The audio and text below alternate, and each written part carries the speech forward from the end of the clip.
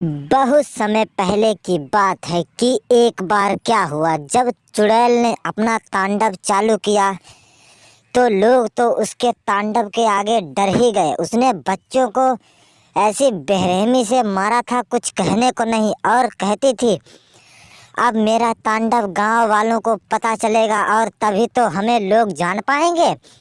यह सोचते हुए वह तो बच्चों को ऐसे हिलगा देती थी, कुछ कहने को नहीं। और कहती थी, ये है हमारा असली तांडव।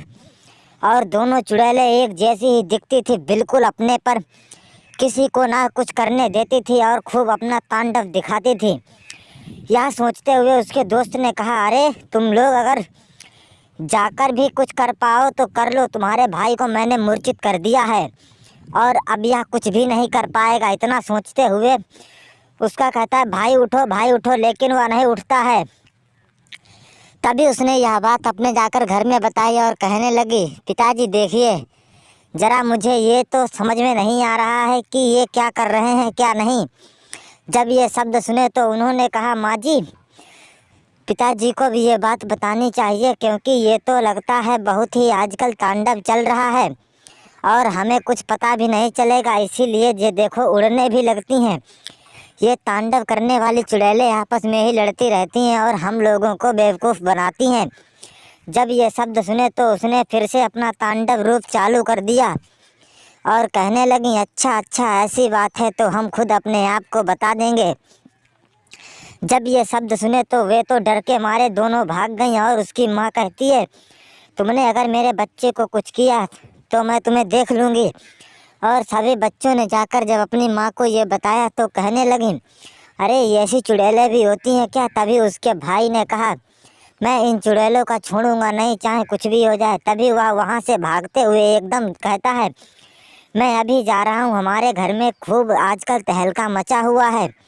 जब ये शब्द सुनकर वह तो कहता है, अच्छा ऐसी बात है। तभी वह तो भाग जाता है और उसकी माँ कहती है, अरे भैया मैं भी आ रहा हूँ। तभी वह कहती है, नहीं नहीं तुम लोग मत आओ। और जब यह शब्द माँ को पता चले तो माँ भी कहती है, मैं भी अपने बच्चे को बचाने जा रही हूँ। यह सोचते हुए बिमला ने जब अपने घर में ये बात बताई जाकर तो चुड़ैल वहाँ भी मौजूद थी और कहने लगती है, अच्छा चुड़ैल, यहाँ भी तू आ गई है और तू हमारे घर में खूब आजकल तांडव मचा रही है।